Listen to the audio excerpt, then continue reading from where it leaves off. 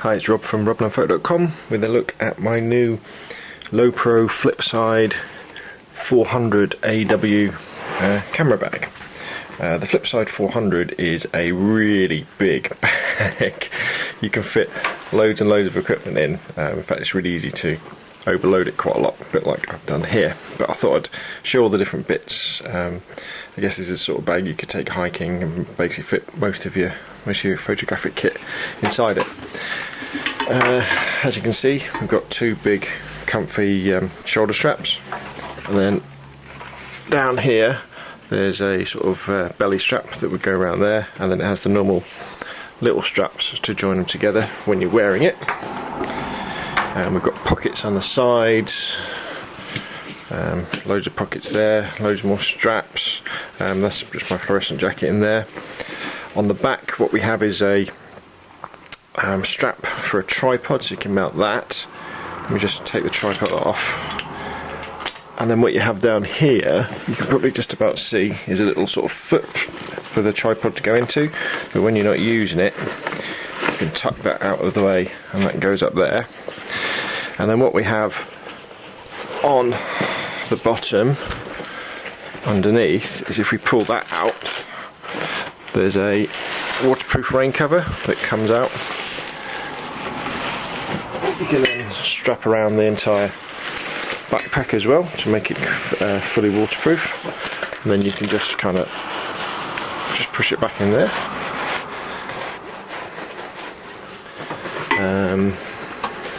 So that's really the outside of the bag. And then to get the unusual thing about the Flipside is, if you can imagine you're wearing it like that with your sort of your bodies on this side, to actually get at everything, your main camera compartments, you have to take it off, and then you've got to open up from this side. Now the advantage to this is that it keeps all your main camera kit very secure, because nobody can get at it without you actually taking your bag off. The disadvantage of it obviously is that you've got to take it off to get at your main camera kit. What we have on the back of the flap is a nice big sort of envelope you could put, I don't know, things like driving license and things like that in there. I've got a spare memory card in there, spaces for ball memory, or little batteries could go in there. And then we have the main camera compartment, which you can see here. So I've got my 350D with a lens on it. Got the 50mm f1.8 there. What have we got here? Got the 28mm f2.8. Oops. There. One lens baby with wide angle attachment and macro attachment underneath.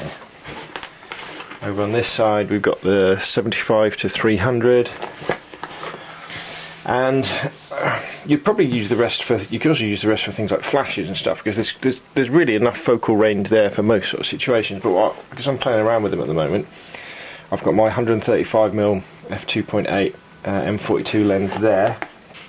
I've got that's a M42 extender, and then what I've got here, this is the lens I'm going to be playing around with soon, that's the Hanimax 200mm f3.3, I think it is. Looking forward to have a play around with that.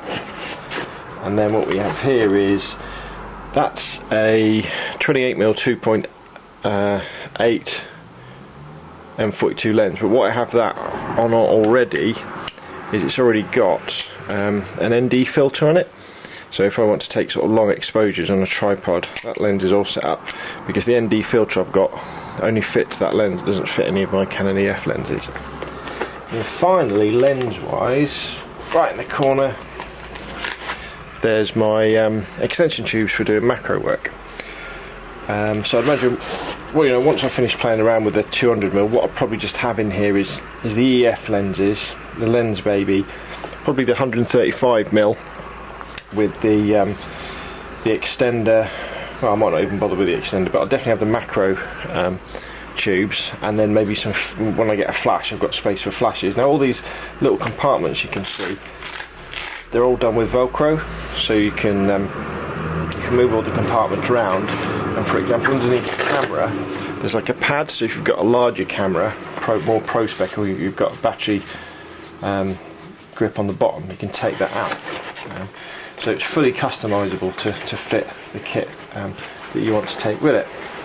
Now, that's not all, because if we flip it round, we've also got this compartment on the front, which we can open up, and this is another whole world of stuff. So you've got a nice compartment there that you could put your phone in, or your wallet, or something like that.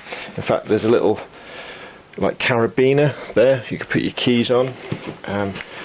I use this little slip here for my remote and my M42 to EF lens adapter. Put pens and pencils in this sort of little places, but I've got a little lens brush in there, and then sort of kind of there's a big pocket there and a little pocket here. So in this little pocket I've got some lens wipes, some business cards, and a sort of body cap for the Canon. And then down here, this is my main sort of grab compartment. So I reach in here and I've got a lens cap, a back lens cap, the rear one. I've got a quick blower to blow off any crap off the lens.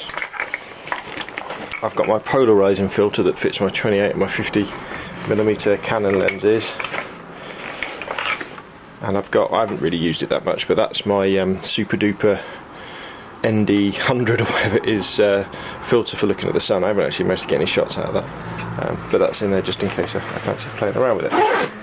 So there we go. So that's the Lowepro 400 AW packed to the gills. Well, it's not really, when there's loads of space left in, especially in that backpack part of it where you could have your compact camera or things. I mean, you could easily fit 2 bodies in here if you wanted to. Loads of lenses, flash gear and everything like that. I've used it quite a few times. It's nice and comfy. Very easy to overload it because it's so big. And again, I say it's probably part of a system. You know, I've got the Lowepro 400, I've got the Photo Runner, and I've got one of those really small ones as well. So depending on what sort of photography I'm going to be doing, I'll choose the appropriate bag for the kit I'm going to take. Okay, it's Rob from robnunphoto.com. Thanks for watching.